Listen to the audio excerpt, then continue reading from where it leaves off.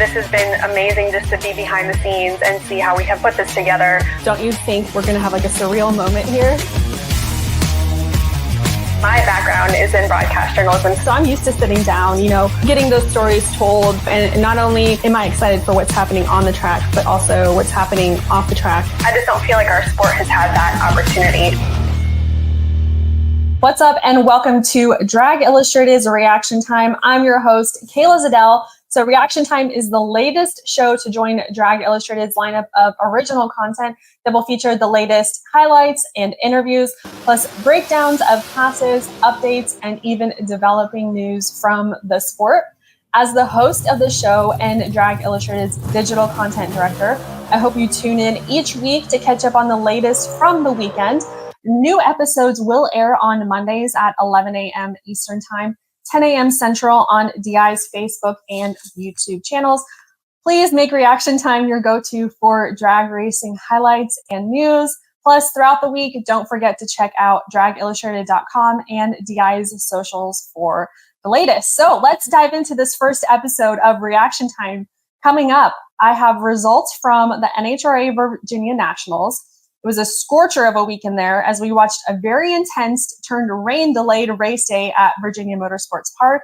I've also got results from No Prep King's stop at Brainerd International Raceway and who claimed the win at the Northeast Outlaw Pro Mod Association's challenge at Empire Dragway.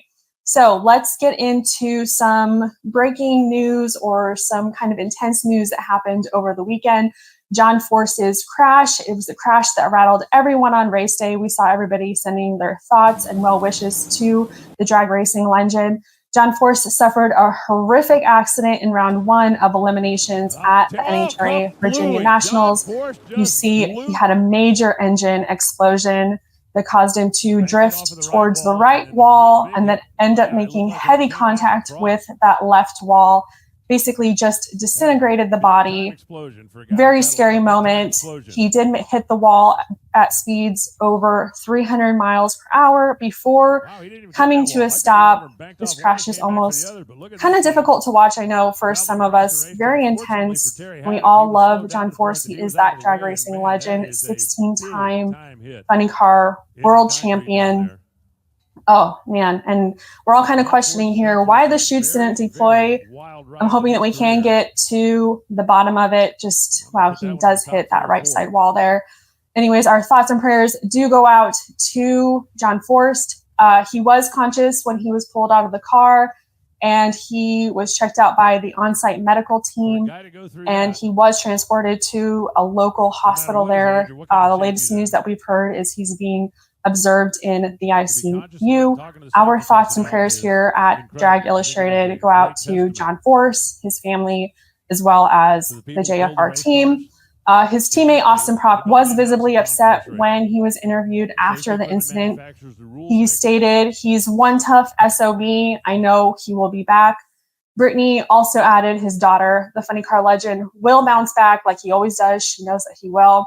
Like I said, our thoughts and prayers go out to the team and the Force family. So there was also some breaking news that kicked off the NHRA Virginia Nationals. Elite Motorsports announced the addition of Sienna Wildgust to their team roster. Wildgust, who is an NHRA Rookie of the Year award candidate, competed in the first 6 races of the 2024 Mission Foods NHRA season. She will make her debut with Elite Motorsports during the NHRA's famed Western Swing, beginning with the NHRA Northwest Nationals at Pacific Raceways in July. So she's got about a month there. So continuing on with the Virginia Nationals, which featured a 2-day format with 3 rounds of qualifying on Saturday. I know some of us had some mixed emotions about that. Overall, though, I think we can say it went pretty well. So it had been years since the NHRA Mission Foods drag racing series had been to Virginia Motorsports Park. Excuse me, it's been a year, not years. It's been a year since they've been there. And this event was hot in more ways than one. For what was a record-breaking day in pro stock motorcycle, not only did Gaige Herrera score his 10th consecutive win, but he also notched his 39th straight round win. Yeah, 39. besting pro stock legend Bob Glennon's record for round wins and also consecutive race wins. That is still an active streak, so we'll have to keep an eye on that. But here we go. In the final round, Herrera lined up against his teammate, Richard Gadsden. So they are kind of looking at each other back and forth across the starting line here. Both left with identical reaction times, and Gaige powered to a 6.755 at 199.26 miles per hour on his Revzilla Mission Foods Vance & Hines Suzuki. Gaige also set the elapsed time record at Virginia Motorsports Park during the effort that placed him as the #1 qualifier this weekend, making it a clean sweep for the rider who was still trying to process everything he had accomplished. I mean, it doesn't seem real to me. I mean, that was an awesome final, for whole Vance & Hines, Motul, Revzilla, Suzuki. Just all of Vance & Hines. I mean, me and Richard had the same light off the line, and can't ask for a better race like that, but all Vance & Hines final. But to get 10 straight wins and now, hold that record, that national record and all that, I mean, it's just, I don't know. I don't want to cry on camera, but it's just crazy. I never would have thought, my name would have been in any type of history book, and it's just amazing. So it's time to celebrate tonight. It's going to be good for whole Vance & Hines, and not only that, but me. So this was probably the biggest monkey of all, and I'm glad it's off my back. Thank you. So in Pro Stock, Aaron Stanfield gave Elite Motorsports his 3rd straight victory in the category. Stanfield left the starting line first with a 007 reaction time and drove past points leader Dallas Glenn with a 6:61 at 207.15 miles per hour. It's Stanfield's first win of the season in Pro Stock, and he celebrated at the top end with his family. Hard to win right here, but I got my wife and my baby girl here with me this weekend, and it's pretty special to see. She can see why Daddy's gone all the time, so it's very special. But I was blessed with a wonderful opportunity to represent JHG this year, and thank you to Jason and Nikki Johnson. We're going to have another Wally coming back to Nashville, and thank you to Melling, thank you to Joe Janik, all the guys at Elite Motorsports.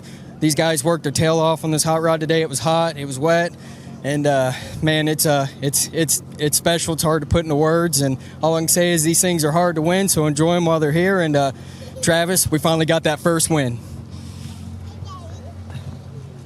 Yes. And that's just cute right there. So we already said, it was an emotional day at the John Forrest Racing Camp, but funny car rookie Austin Prock delivered the much needed win after Force's brutal crash earlier in the day, making this the funny car points leader 2nd straight win in 3 final rounds. Prock, who also won the Too Fast, Too Tasty challenge on Saturday, went a 3:92 at 327.9 miles per hour, defeating the #1 qualifier Bob Tasca III, picking up his 3rd win of the 2024 season and setting low T of the weekend. And in doing so, Prock dedicated his win to Force. Definitely dedicated to John Force. My grandpa told me before I left, he said, go get a Wally, and we definitely did that. 374s back in the winner's circle, and that's really special. So I finally got my stuff together on the starting line there, chopped the tree down, and they gave me a fast Proc rocket there. So God bless, and thank the Lord for keeping John Force safe today. Wow! In an all Coletta Motorsports final in Top Fuel, it was Doug Coletta who was able to get to the finish line first after teammate Sean Langdon smoked the tires, leaving the door wide open for the reigning Top Fuel champion to walk right in and claim his 3rd Wally of the season. Definitely all worked very hard at Chad Head and Connie, and yeah, we're just real proud of what Connie's put together for us here, and yeah, it's bragging rights, I guess, at the shop. My Mac Tools, Toyota RevCam guys, Alan Johnson, everybody, really hell of a job today. Just going rounds, it was so hot, obviously, and and then we had this rain delay and all, but yeah, it was just a great weekend for all of us. Now turning our attention to the Congruity NHRA Pro Mod Drag Racing Series, which marked its final event of the regular season. The retired Tricky Ricky Smith, as I like to joke, parked his nitrous-injected Parkway Ford in the winner's circle for the 2nd time this year. The first time was at the Charlotte Four Wides when he decided to compete in Competition Eliminator. But this weekend, the Hall of Fame racer came out and dominated the Pro Mod class. Ricky Smith qualified 5th, and in the final round, he clocked a 5.702 second pass to defeat Chris Thorne at Virginia Motorsports Park. 5.702, 253 for the win. No, I thought I could win another race, at 70 years old. I'm just so proud of the people that's behind me. I got like Richard Bell, Steve Vick, and main of all, Parkway Ford Jr. Michael Van. Y'all just don't understand. I wouldn't even made the last 3 years out here without him. He has supported me. He didn't have to do this. It's awesome, man. I mean, my wife's here, Tommy, Chad, which is my main man. I got Richard here, my wife. People, I don't even know what to say. I'm usually crying. I'm overexcited. Right now, I don't even know if it's hit me. Out of all the races I've won, how I pulled this race off here, because we weren't even qualified to the last run. Thank God. Thank NHRA. Thank Parkway Ford. That's all I can say, baby. Thank y'all. I love you. Whoa!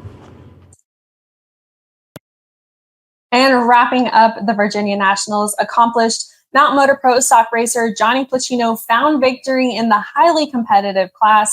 Placino had the starting line advantage against fellow Mount Motor Pro stock standout Elijah Morton and the power to hold on for the whole shot win. Placino picked up his first Wally in his second final round. The next NHRA national event is this weekend, the Summit Racing Equipment NHRA Nationals at Summit Motorsports Park in Norwalk, Ohio. Now, shifting gears to No Prep Kings. About a week ago, No Prep Kings announced its new identity known as No Prep Elite. Along with the rebranding came the introduction of new social media accounts and a new website that details the breakdown of the road to the No Prep Elite Championship. So here's how it works. The top 16 drivers in the regular series will move into a playoffs and compete in 4 events in the revamped championship format. Then from there, the champion will win $150,000, winner take all. And lastly, Tulsa Raceway Park, Rockingham Dragway, Alabama International Raceway, and the Texas Motorplex have been selected as the 4 playoff races. So this weekend, NPK rolled into Brainerd International Raceway, but had to delay racing until Sunday due to some weather. They also got some weather up there. So Ryan Martin earned his 26th Invitational win when he defeated Kai Kelly in the final round. Martin was driving his gray Pro-Charged Camaro this weekend to secure his second win of the season. Then our second chance winner was Scott Taylor, who won in the second chance bracket, and he is now sitting 12th in the standings from that win. He took on Robin Roberts in the final and picked up $5,000, stating it wasn't the win we were looking for, but he did thank the fans who stuck it out through the weather. Now, continuing to stay up north, the Northeast Outlaw Pro Mod Association made its first of 2 stops in 2024 at Empire Dragway in Leicester, New York for the 6th Empire Northeast Outlaw Pro Mod Association Challenge. At the end of race day on Saturday, Mike Decker Jr. claimed the win over defending event champion and 2024 World Series of Pro Mod champion Derek Ward in the finals. Derek Jr. won with a 366 at 206.71 miles per hour, while Ward went red. Decker Jr. defeated Melanie Salemi in the finals, while Ward took on Mike Hollywood Decker, the third, who won the first Northeastern Outlaw Pro Mod Association event of the year. But Ward ultimately fell to Hollywood's dad. The Northeast Outlaw Pro Mod Association will be back in action at New England Dragway July 26th through the 27th. So guys, thank you so much for tuning in. You made it through the first episode. I made it through the first episode. But tune in next week on Monday for highlights from the Summit Racing Equipment and NHRA Nationals. I'll have highlights from NPK at Cordova Dragway, and more updates. Again, thank you for watching. I'm Kayla Zadel. This is Reaction Time, and I'll leave you all this week with some videos from Rocky Mountain Race Week sent by Drag Illustrated contributor Cole Reynolds.